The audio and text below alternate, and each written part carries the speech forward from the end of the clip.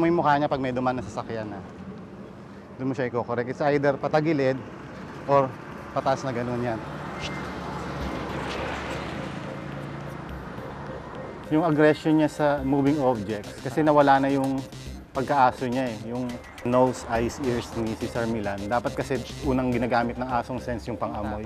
Siya mata na lang tsaka pandinig. Dahil sa lack of activities, na-disassociate niya yung sense of smell, tapos ginagamit niya na lang yung mata tsaka yung tenga. Kaya pag nakakarinig siya, nakakita siya ng moving object, tsaka maingay na bagay, ang tendency niya, maging excited siya, tapos yung excitement hindi niya mai-release, nagiging aggression. Actually, natetense ako sa kanya kasi ngayon parang nakikita ko na lalo malabas yung pagiging aggressive niya eh. Kanina when we're walking, di pa siya ganyan, di ba? So ngayon na nakokontrol na yung attitude niya, the more na nagiging aggressive siya. Huwag kayong matatakot sa Rottweiler niyo pagka nag-growl. Kasi lahat naman ng aso nag-growl kasi aso yan eh. Pagka nag-snap, dapat correction ang ibibigay niyo, hindi affection. So may lakad? Kaya mo. Ikaw maglakad. Baka po mag-stop sa akin. Hindi siya mag-snap yan. Relax ka lang. Head, chin up, shoulders up, relax lang. Mas naging confident ako na i-walk si Tiny. Actually, mas happy ako na nawo-walk ko siya ng ganun. So, excited na mag-walk kami everyday na hindi na kami nagda-drag pa. Kanina halos kami, hindi naglalakad. Nagiilahan kami kanina. Kasi nasa punong tenga yung ano niya eh. Yan ang pinaka-sensitive part ng area ng aso pagdating sa upper part eh. Kung malalakad mo siya ng ganyan for 1 hour, napakaganda yan para sa'yo kasi kikilalanin kanyang leader eh. Productive yung walk nyo, health-wise, at saka leadership-wise. Walk ka lang, clear your mind, think of happy thoughts, tapos magkalma ka. Relax. Tapos dapat mauuna ka uli sa pinto. Sige. Pwede mo siyang paupuin kung gusto mo. Or yan. Takot siya sa aso niya. Kung matakot sa aso mo yan eh. Sige lang, hila lang. Susunod yan, di pwedeng hindi. Yan. Tapos pamoy natin yung tubig sa kanya. Yan. Para maging interesado siya. Yan. Sa harap ka niya, antayin mo siyang umupo, saka mo bibigay yung tubig sa kanya. Hindi yung basta-basta mo na lang bibigay. Saka mo siya tawagin, Tiny. Tiny. Tiny. Pag tumingin sa'yo, saka mo bibigay yung tubig. Yan. Ganun din sa pagkain. Sobrang saya ko as a dog owner para kay Tiny kasi hindi namin siya maalagaan ng maayos eh kasi takot ako or takot kami sa kanya. So ngayon na natutunan na namin on how to handle him, maa-apply na namin sa kanya on how to properly take care of him. Sa one time, yung tiin na nga po sa food, tinay ko yung sa food. Nung nag-snap na siya, parang ayoko na. Kasi nasobrahan nga siguro ako ng basa na na pag Rottweiler nga daw, matapang na breed. Actually, ang Rottweiler, yan eh. Malakas man-bluff yan. Malakas man-bluff yan. Pagka madali kang matatakot yan pag hindi mo sila kilala. Kagaya ni Miss Ruth, nag-snap sa kanya si Tiny ng isang beses, nakaramdam ng takot si Miss Ruth. So, ang ginagawa ni Tiny, para makuha niya yung gusto niya or para lubayan siya ni Ruth, lagi siyang nag-snap kay Ruth, which is na-adapt niya towards other creatures, other animals, tsaka yung moving objects. Hey! Hey!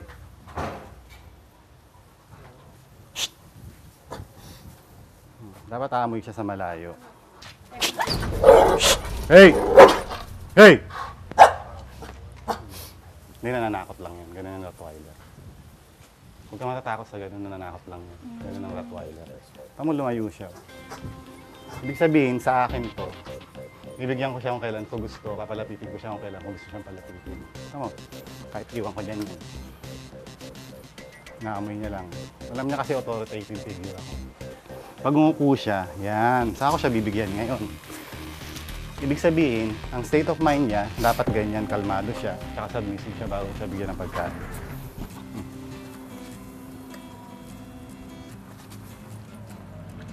Ganun yung ways niya pag sa food. Kaya medyo nakakatakot nga siya minsan. Nagsasabayin natin sila kumain. So huwag kang matakot. Kung di mo kayang manood, nag-iisip ka ng may mangyayaring masama, diyan ka lang sa loob ng bahay, tapos bantayan mo sa bintana.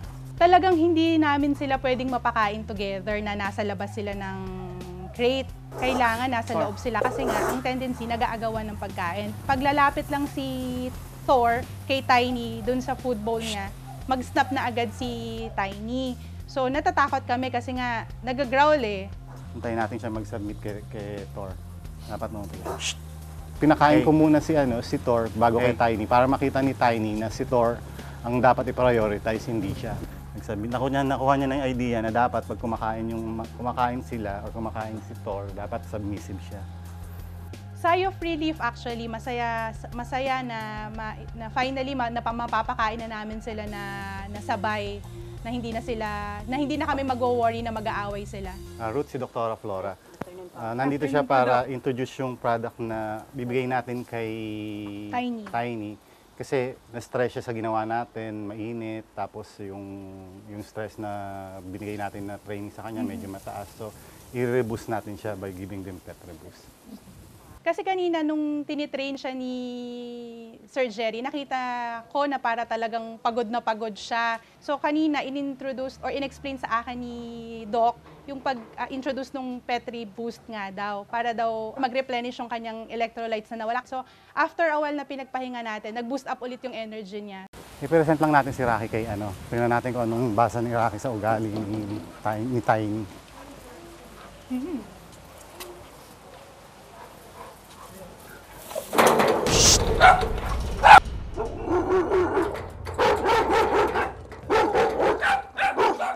Rocky being close to being a balanced dog, nararamdaman niya yung energy ng aso. So nilapit ko siya sa may gate, nakita ni Rocky na may aggression si Tiny, so lumayo siya. Tapos nung nilabas natin si Tiny para mawala siya sa teritoryo niya, mawala yung pagiging territorial niya, hindi pa rin komportable si Rocky sa kanya. Si Tiny, pag pumupunta kami ng vet, ganyan din siya ka-aggressive. Kaya hindi namin talaga siya napapasok sa loob ng vet until wala ng dog sa loob or time niya na pumasok. Medyo nakakatakot kasi nga nakita ko kung gaano siya ka-aggressive ngayon na ayan na, up close na sa isa pang dog. Hey.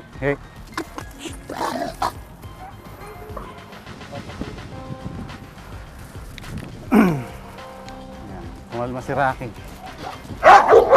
Hey! Kukorek natin siya kada magagalit siya. Rocky, come!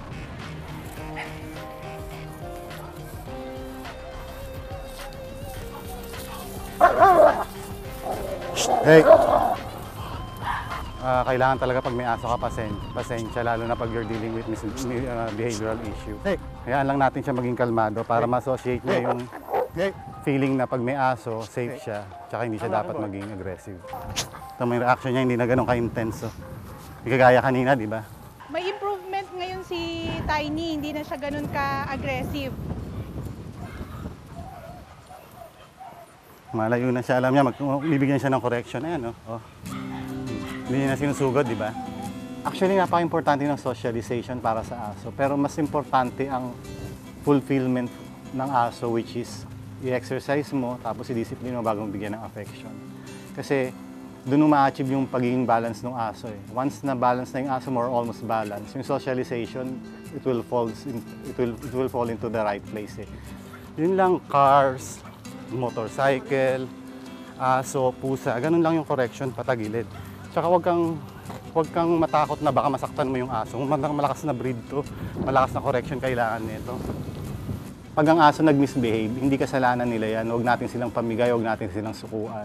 Mag-seek tayo ng professional advice or professional help. Huwag natin silang iwan kung saan, huwag natin ipaampon, huwag natin i-surrender, huwag natin patulugin. Dahil hindi naman nila kasalanan yun. So, huwag yung susukuan yung mga aso nyo pag mayroong behavioral issue. Hanggat buhay sila, may pag-asa yan. Ang una nating i-check yung sarili natin kung anong nararamdaman natin pagkasama natin yung aso natin. Kasi ang aso hindi nakikinig sa unbalanced na pagkatao yan or hindi magandang pagkatao. Nakikinig yan sa dominante pero balancing pagkatao. Yung pag-aalaga ng dog is basically a responsibility, it's a commitment, it's not a hobby. So hindi siya basta-basta may dog ka, papakain mo, that's enough. So, basically, sabi nga ni Sir Jerry, kailangan nila ng love, kailangan nila ng discipline, kailangan din nila ng time. So, yun, para ka ring may anak pag may dog ka. Ngayon, hindi na mayabang yung aso. Marunong na siya mag-submit sa ibang aso. Alam niya walang mangyayaring masama sa kanya pag may ibang aso. Smooth yung lakad namin ngayon ni Tiny with Rocky. So, kayang-kaya na ni Tiny na mag-socialize sa ibang dogs, ipa-practice lang. So, yun, na-address yung issue ng food aggression niya, yung socialization niya sa ibang dogs, tsaka yung sa mga sasakyan, ayun. So, okay, ang laki na improvement ni Tiny.